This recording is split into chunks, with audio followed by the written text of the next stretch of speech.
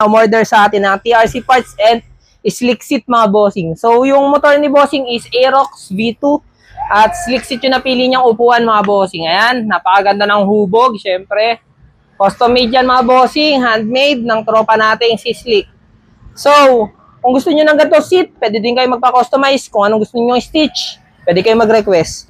So, ang in-order ni bossing ay TRC Brake Master. So, single tank mga bossing. Ito, lagi ko pinapakita sa inyo. Ayan. So, syempre, meron pa tayong mga stocks, pero paubos na rin. Kaya PM na kayo kagad. So, ito naman yung kanyang pang-clutch, mga bossing, or yung cable type na pang-kaliwa. Ayan, para sa mga Aerox, mga bossing, ito yung available niya. Dating naman sa caliper, mga bossing, ang in-order ni boss ay yung kanyang 4-pot radial caliper, mga bossing. All-time favorite natin, mga bossing. So, yung silver, syempre. Ayan, oh. Ang ganda. So, ito, radial bracket, mga bossing. TRC. And syempre, may kasama na din siyang mga bolts.